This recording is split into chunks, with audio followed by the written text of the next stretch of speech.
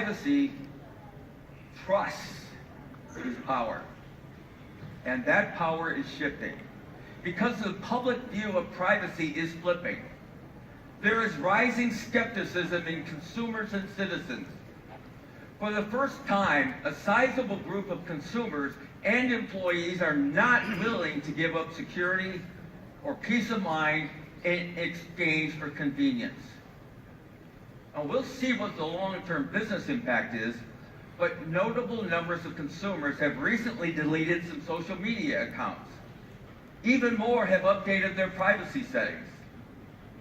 In October, a privacy vulnerability forced Google's hand, leading them to finally shut down an entire social network that wasn't meeting expectations. 73% of marketing organizations are rethinking the way they look at customer data, in part due to new regulations. Governments, businesses, and citizens are taking action. Government regulation is already emerging in many places around the world, and you can bet more will come. So even though you can derive value from data, you must also protect privacy to reduce risk. Finding the balance is getting more challenging. Furthermore, when you operate in different countries, you must adapt to different contexts. So let's hear some perspectives on privacy from Gartner analysts around the globe. While privacy is a relatively new concept in China, the government has recently enacted the cybersecurity law with a set of privacy specifications that center around data localization.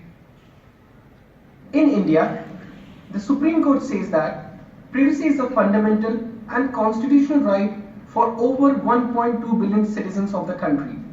It is essential in the wake of the country's digital revolution. Privacy is a fundamental human right, enforced through regulations all over the world. You must know exactly what personal data you're processing, who has access to it, for what reason, and how long and where you keep that data. As Bart mentioned, Europe has the most developed regulatory framework with what is called General Data Protection Regulation. Compliance has actually become a board-level issue, as GDPR violations can carry major fines, up to 4% of revenues. In January, French regulators fined Google 50 million euros because its consent policies weren't transparent and accessible enough. And the German government warned Facebook against combining user data from native apps and platforms like WhatsApp and Instagram without the user's explicit consent. And this is just the beginning. If major economic powers like China or the US also put forward their own regulatory frameworks, compliance for multinationals could be even more confusing, difficult, and costly. So what does this mean for you? Perhaps a return to cave paintings as a means of communicating, so long as they're encrypted.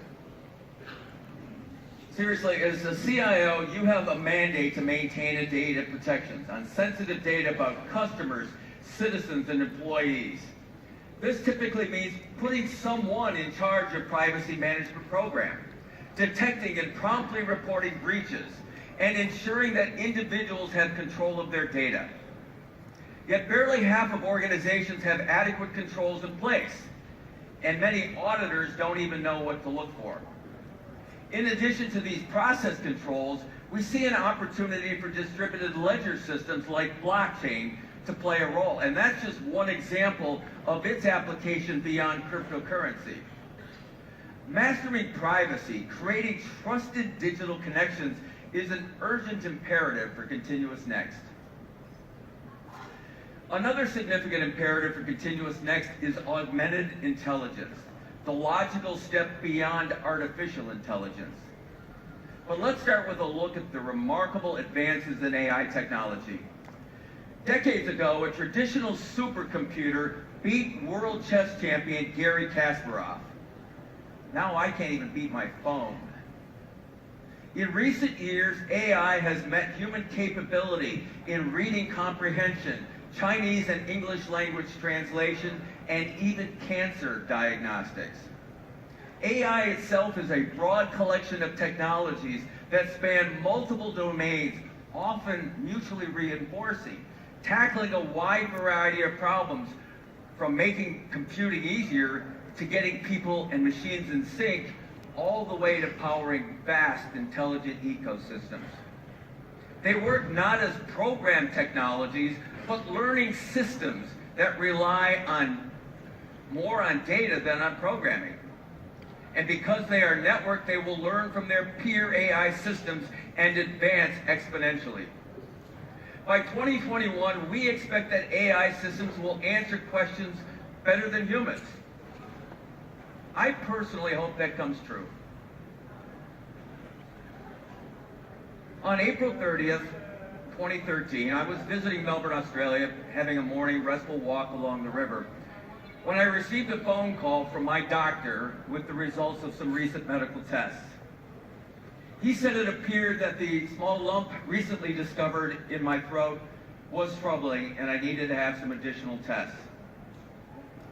When I got home to Washington, D.C., those tests showed it to be throat cancer.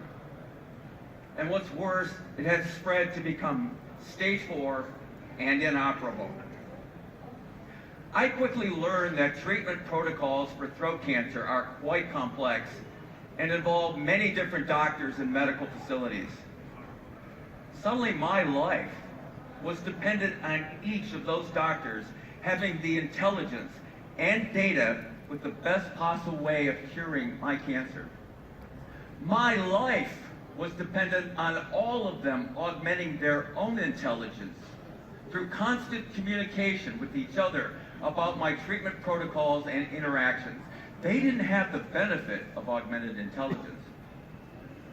Well, 5 months ago, I passed the magical 5-year post-treatment milestone. It was a long and painful process. Thank you. I feel good about it too. And I am cured. For me and many others, especially in regional areas where healthcare specialists are further away or less experienced, augmented intelligence will literally be a lifesaver, inshallah. Does AI replace the doctor? No. It augments the doctor's skills, experience, and capability. But that also gets to the core of public anxiety about artificial intelligence. There's a growing public view that AI systems will change the workforce, which is true. But there's also a view that the impact is universally detrimental to workers, which is absolutely not true. We have some new analysis with a counterintuitive result that may surprise you. Organizations that have yet to launch an AI initiative, meaning they haven't even started yet, expect to see high job losses if they adopt AI. And of course, this is something that would likely hurt morale and create a lot of stress and uncertainty in the workforce and make your job as CIO creating the AI strategy a difficult one indeed.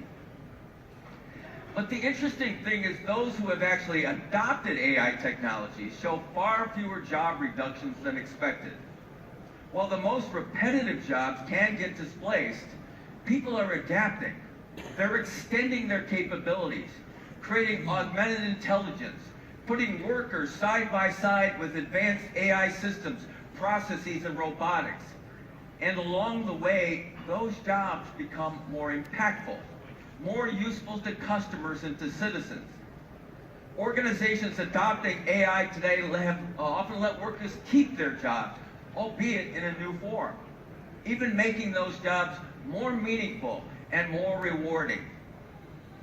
For example, global software and services company Infosys is redeploying up to 9,000 workers as part of an ongoing reskilling program, moving them from lower-end jobs affected by automation and AI to higher-value jobs through training programs. We can prepare the workforce for a new future, where people do something more impactful than rote and repetitive work, where they become more digitally fluent. In the Middle East, workforce challenges and opportunities are already arising. So let's hear from Gartner experts on how this is transforming a variety of industries so you can get ahead of the curve. Much work in oil and gas takes place in geographically remote locations and intrinsically hazardous environments. AI provides an opportunity to remove people from those hazardous environments, improve safety, and reduce operating costs. In healthcare, half of the effort in workflows will be eliminated through advanced, targeted automation using AI and analytics. This will improve clinician morale and care team effectiveness, as well as free up time to spend with the patients. In government, AI will automate routine tasks, enhance fraud detection, and assist in policy evaluation. Chatbots and virtual assistants will work across government silos to provide citizens and businesses around-the-clock guidance about the public services they rely on. The breadth of applications across industries is impressive indeed. And this is where you, as a leader of IT, as a business leader, can drive differentiation with creative use of technology. But let's also understand the implications of a backlash against artificial intelligence. As CIO, you are likely to be the leader or instigator of AI initiatives in your enterprise. And while the opportunities are great, so are the risks. We're dealing with leading-edge technology. These systems, early adopters found that their AI projects took twice as long as expected. And getting it wrong will be costly and potentially reputation damaging. These technologies learn from their teachers, so choose your teachers well. People will train artificial intelligence systems, and those systems will work cooperatively alongside people. Followers will adopt AI technology. Leaders will build augmented intelligence. Privacy and augmented intelligence, two fundamental imperatives of ContinuousNext you and your organization must master. But now let's examine three more imperatives that will enable ContinuousNext. We can't change the need to change, but we can help our organizations adapt, to shape, to shift, and to share. Don Scheibenreich will explain how to shift from delivering projects to managing digital products. Then Gavin Tay will show how complex systems and processes can be optimized with a new type of digital twin, a digital twin of your organization. But first, Lee McMullen will continue the discussion of culture with practical ways to create a more dynamic organization. Oh, thank you, John.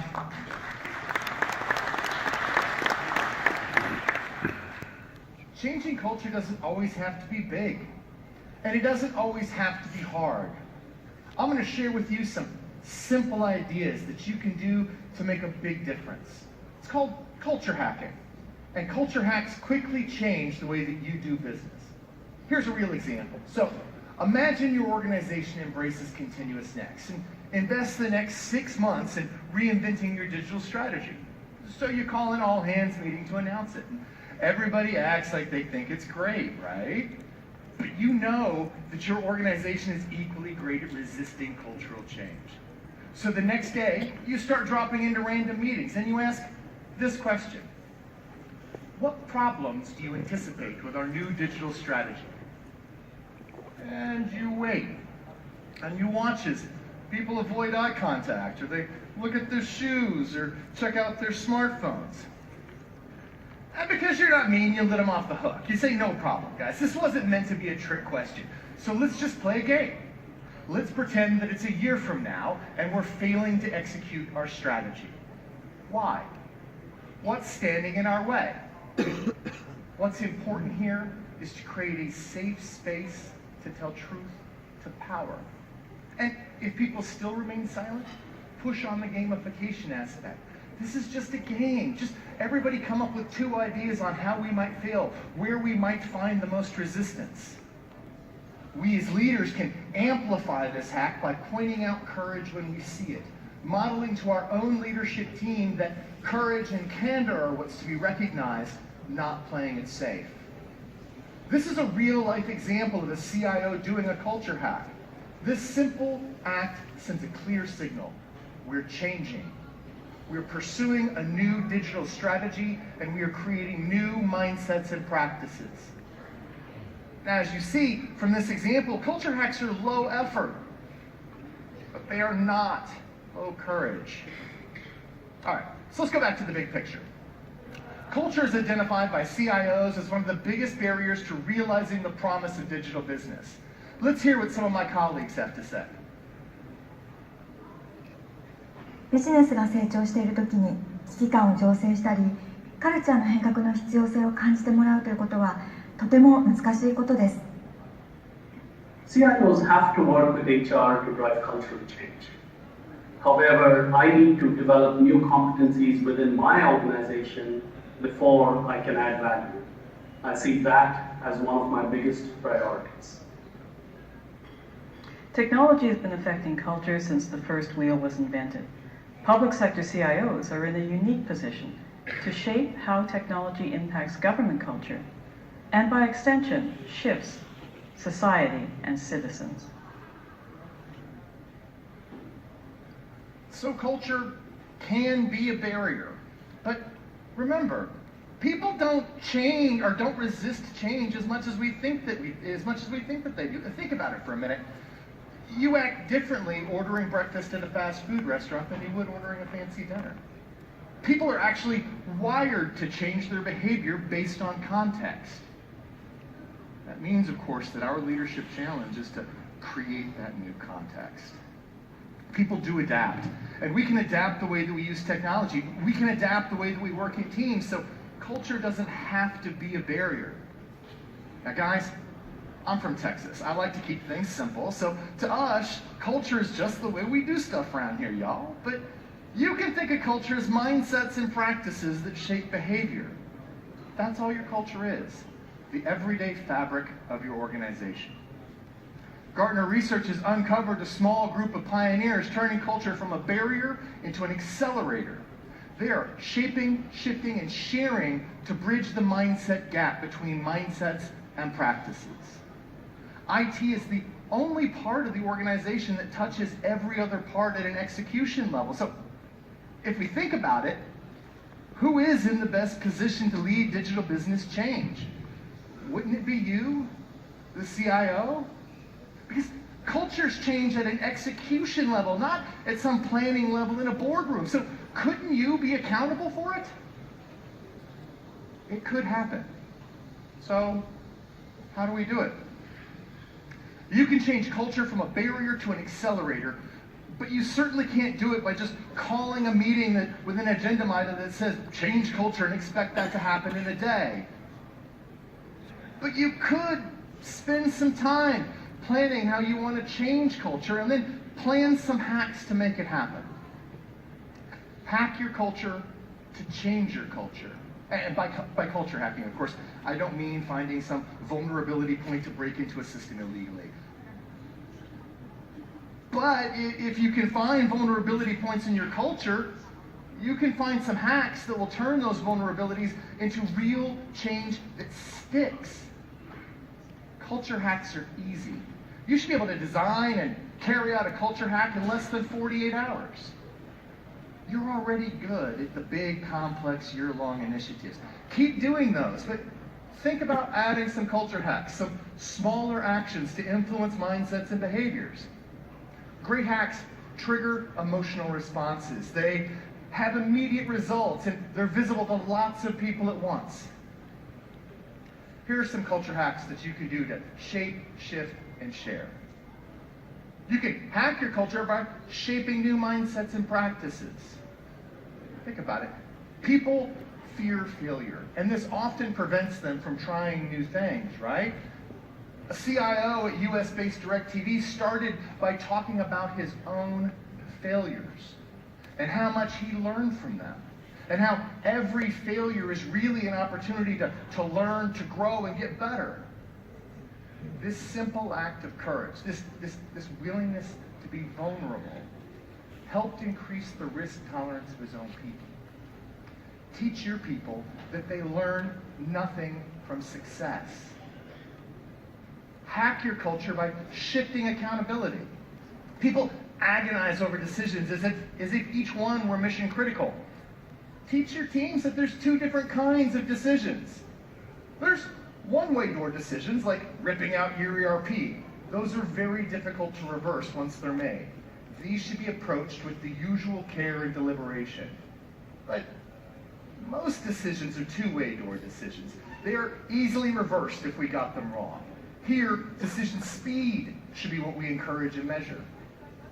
Steve Tedder, a government CIO in the USA, found that by encouraging decision speed and by giving his people permission to make mistakes, he went from spending 70% of his time on internal issues down to 40%. Yeah. Hack your culture by sharing it so you can scale it. Try this. Don't end a meeting until you've encouraged your people to ask you 3 really hard questions. You know, those ones that they're going to be asking each other at the water cooler after the meeting's over anyway. And you can challenge your own mindset that you have to have all the answers. You don't. These hacks will create a growth mindset, or in other words, an environment focused on learning. These are simple examples of leaders bridging the culture gap between mindsets and practices. Culture can change, but a 100-page slide deck or big cat posters or generic speeches ain't gonna do it, guys. Our data shows that companies like these and others are already seeing the benefits of culture change. Implementation time decreases and productivity and engagement increases. So what you see happening is leaders are shaping beliefs by taking ownership of their culture. Some of you are spending 70% of your time in meetings and doing email. Why not free up that time by canceling status meetings and sending brief written updates instead? Leaders are shifting decision-making authority so that others can take action. Why not let the person with the great idea become the CEO of their idea? That's what Zach Hicks, CIO at Toyota Motors, did. Leaders are sharing the cultural journey by running cultural hackathons. Now, I just shared with you 9 culture hacks. They're all really easy to understand, and implementing them, that is way easier than trying to live with a dysfunctional culture. So, have a go. Pick a few hacks and try them when you get back to the office. Your ContinuousNext journey starts with culture, and you're about to drive deep culture change, because digital business isn't just about how you sell or serve anymore. It's about what you make and what you do. Thank you, Lee.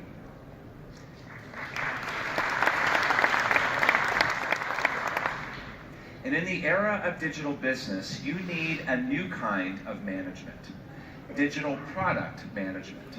Management is a core imperative of ContinuousNext. And accelerating adoption means that if you don't start soon, you may never catch up.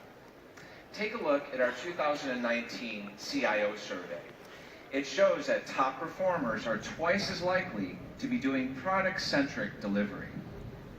Now, digital product management isn't just a different way of doing IT, it's a different way of doing business. Adoption has doubled in the past 2 years, and 3 out of 4 will follow by 2020. But why is this happening? It's because today's most powerful companies have fused digital technology into products to create a new management practice that disrupts industries. Take Amazon. Nobody asks them whether they are a retailer or a technology company anymore. They win by being both. Tesla is a tech company in the auto industry, and Apple is a tech company now in the healthcare industry. Digital technology and product innovation are becoming indivisible in all industries. Just like Track the Vac. that's a product. Answer back, that's a product. Crypto cash, that's a product. Online trash, that's a product. Find the tools, that's a product. Enforce the rules, that's a product. Tap to ride, that's a product. See inside, that's a product. Wave to pay, that's a product. Set to spray, that's a product. Zap a mouse, that's a product. Print a house, that's a product. Open data, that's a product. See you later, that is a product. Product, product, product, product. And behind every successful digital product, there's a highly empowered individual whose job it is to manage continuous update and improvement of that product every waking day. This is the future of competition. And because of that, digital product management will be the new competency that fuels ContinuousNext. It's no surprise then that demand for product managers is rising rapidly. Leading organizations are placing people into the new pivotal role of digital product manager and molding team structures around them. That's one of the biggest cultural changes you will ever have to make. And when your digital product managers start to arrive, your whole organization will begin to adapt its structure to act, look, and feel like a software company. Product managers will apply design thinking and agile methodologies to shape user experiences. Analytics and continuous intelligence fuel the constant evolution of products. And continuous integration delivers weekly or sometimes even daily product updates. That's why digital product management supersedes IT project management. Products are paramount, so we will organize around them. Now with projects, we were delivering. With products, we are owning. With projects, you were behind the stage. With products, you are front of stage. With projects, you have milestones and completions. With products, you are continuously creating the next better business. ContinuousNext. Digital product management focuses on the intersection between three things. First, how the enterprise sets out to achieve its performance goals. Second, the customer or citizen experience. And third, new technology that changes the art of the possible. Digital product managers deliver continuous innovation at scale for their customers. That's why Nowcre.com has over 9,000 digital product manager openings. Chase Bank in the US has a digital product manager for its Chase Pay app. And as this new discipline succeeds, it then gets applied to systems for employees too. Transport for London has digital product managers for the travel apps, bots, and APIs used by staff as well as customers. Any industry can have its products and services digitally revolutionized, even shipping containers. Orient Overseas Container Line is headquartered in Hong Kong and is one of the world's largest container transportation companies. OOCL made a definitive pivot from ships to software and from project management to digital product management. They started by creating internal digital services. These were used for making shipment bookings and customs filings, using data, analytics, and APIs. Then OOCL realized that these digital services could be leveraged for external products and services too. This resulted in the creation of CargoSmart, a completely new product and business unit of OOCL. CargoSmart's software as a service platform provides information and analytics about shipping routes, vessel locations, and cargo tracking. It does this for both internal and external customers. And CargoSmart allows customers to search for the best vessel or voyage to meet their shipping needs, optimize shipping routes, improve transparency for better inventory control, lower transportation and fuel costs, and reduce the risk of late arrivals. But here's the key learning from OOCL. They didn't have a complete understanding of what features and functions they would be delivering. They didn't have a business case with all the questions answered. They didn't have a project plan with every single milestone defined. What they did have, a will to succeed, a desire to innovate, and a determination to redefine their industry. They had a product mindset. And in Australia, the Queensland government is moving towards a products approach with a proof of concept they call digital wallet, where citizens can store and manage all their government licenses and credentials securely. Digital product management is a key enabler for shaping new strategies, for shifting business models, and sharing how new mindsets are central to growth. So, what is it going to take? Customer centricity. You need both business and technology talent to deliver products at scale that customers cared about. Culture. IT middle management has to embrace new business-oriented objectives and to be very specific about what agile development really means for their product team's practices day to day. Talent. D'où viendront ces chefs de produits digital? Comment convaincre l'équipe exécutive d'investir et de mesurer ce type de talent différemment? Product managers have visible, direct responsibility for business outcomes. And yes, they often do report into a redefined IT function. But there's a new sense of ownership here. Technology leaders at least co-own digital products that directly deliver customer and citizen experiences. Product management lifts IT to a whole new level of contribution and responsibility. So, what do you need to do? Shape a customer-centric strategy that competes by continuously improving digitalized products and the platforms behind them. Shift to portfolios of products that are owned by product managers.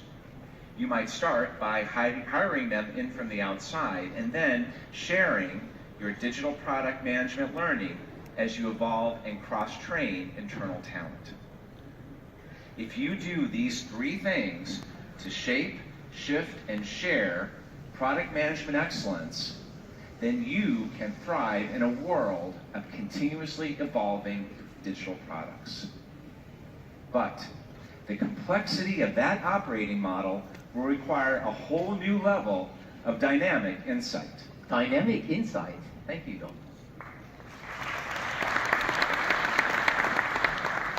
It creates a new level of understanding and awareness to help you make better business decisions. The key to your success may be in how well you pay attention to yourself. Self-awareness is hard. It's hard because self-awareness is the art of acknowledging all that constructive feedback your better half has said about you that you've denied all these years. Who is your better half? For me today, because my wife's not here, it's my mother. In the future, your digital twin will become your better half. And you'll have to pay even more attention to this better half. Paying attention to your better half helps you make sounder decisions, build stronger relationships, and communicate more effectively. In heavy industry, digital twins have been around for a long time. Digital twins are used to manage physical things like jet engines and wind turbines. Through sensors and computer modeling, they let you monitor and simulate how machines will work under different conditions. But now, digital twins are evolving. They're becoming more intelligent. robust and expanding. There are now new digital twins of entire organizations. Instead of machines, these digital twins monitor how your people work, the systems and processes they touch, and how work flows from department to department across the organization. It lets you look into an organizational better half and then simulates what will happen under different conditions. This is the digital twin of the organization. Paying attention can make all the difference. Here's how it works. Digital twins continue to expand, using IoT data to constantly learn, update, and improve operations. But suppose we take the concept of digital twins even further, beyond physical objects, into a department or entire business unit, so that people, processes, information, and systems now share a dynamic digital connection that interacts, analyzes, and optimizes performance continuously. In other words, what if we create a digital twin of an organization? A real-time model that aligns your strategic objectives with internal operations, using a bidirectional performance dialogue to empower every individual, leverage every expertise, and shape the way an organization coordinates, collaborates, communicates, and performs. By visualizing each moving part of an organization, a digital twin of an organization lets us keep monitoring, adapting, and improving the way we deliver products, services, and value continuously. In Singapore, a country city-state where I come from, known globally for its efficiency and its smart nation. However, due to its small and dense urban setting, it leaves very little room for failure with physical experiments. So in 2014, Singapore built a DTO, a live digital replica of the actual city that connects tremendous amounts of data as it is in real life. With the DTO, authorities could digitally model the use of solar energy as the most sustainable energy option, capitalizing on the sun. Using the DTO, we can analyze future household energy storage, batteries that charge in the same time it takes to fill a gas tank, the feasibility of solar energy production, the cost and benefits of solar panels, even synergies across academia, industry professionals, respective agencies that will see to its completion. All this without spending $1 in the physical world. In ARIA, the Development Authority improved its traffic alignment. They simulated mobility and traffic incidents from data exchange between authorities and vehicles on the streets, which then communicate in real time with the road intersections. So you can see how paying attention can make all the difference. DTOs are like taking the roof of your work location and looking inside. What you find can take you from the ordinary to the extraordinary. A DTO shows you the details of your actual operations, so you can find the bottlenecks and break them down. Now let's be clear. With DTOs, we're not just talking about simple optimizations or cool data visualizations. In DTO, you start in real time with real world information, with real people and machines working together. This generates continuous intelligence about what is happening and allows you to model different scenarios, choose one, and simulate the results across your organization. Then you can make it real in the physical world. Digital twins will bring ContinuousNext to life.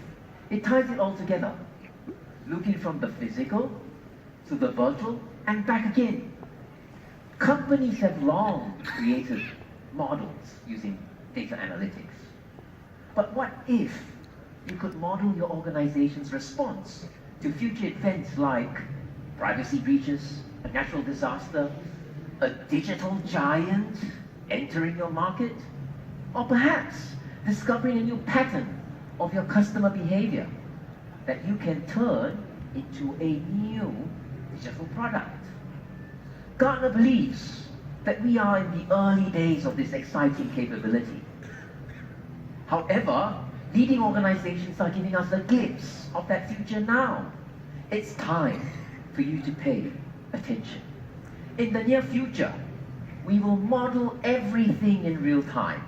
People, data, machines, locations, languages, financials, regulations, human interactions, suppliers, the entire business ecosystem. DTOs become critical as modern business systems become reliant on continuous intelligence. Now you might think, you've seen this before with process mining, but while previous approaches gave us analysis, they were never connected and didn't deliver insight in real time. That's why the DTO is more than just a cool new dashboard. But does this sound too complicated? Too futuristic? Something you can't prioritize anytime soon? Try breaking it down. What we know is that companies using DTO successfully start small and work incrementally.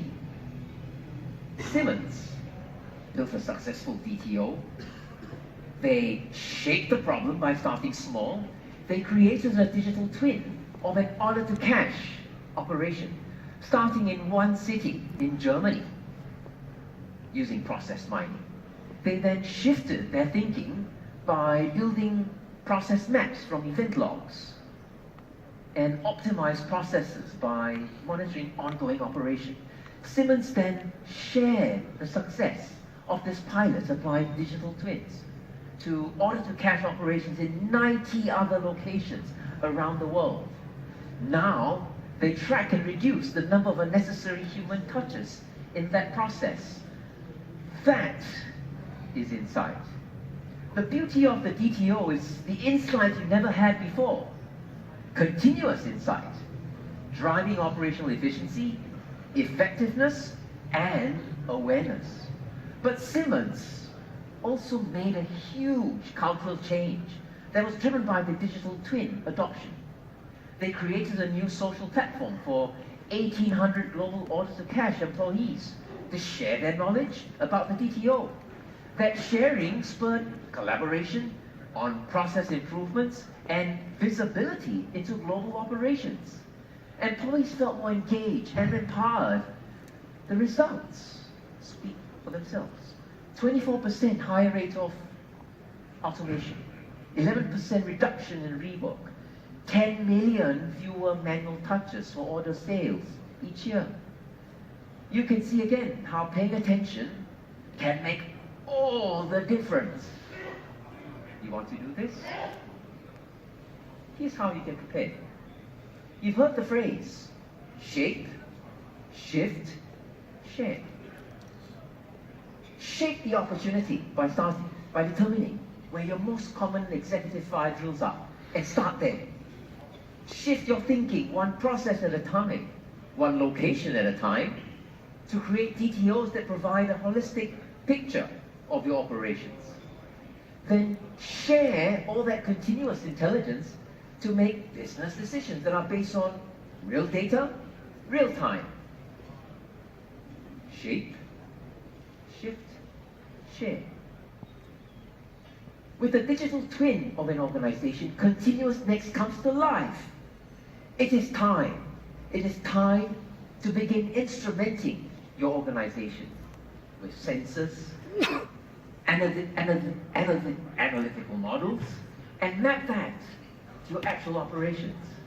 It is time to pay attention to building a DTO. Your digital success may well depend on it. We've introduced a lot of ideas and concepts this morning, intentionally to guide you into the rest of this conference. Yes, Gavin. Even in a world that is constantly changing, you can prepare your organization to proactively deliver what's next continuously. ContinuousNext is the formula for success through digital transformation and beyond. Shape, shift, and share to bridge the gap between mindsets and practices. The way you adopt technology matters, but dynamism is the critical factor. Cultures can change because people do adapt. Hack your culture. Guard your customers and citizens' privacy as fiercely as your most important assets. Build augmented intelligence capabilities where your human resources and artificial intelligence work together to create greater impact. Pivot from delivering projects to managing digital products. And explore how a digital twin of your organization can provide you with new insights and unlock growth potential. Your ability to impact the very basis of value creation and citizen engagement has never been greater, inshallah.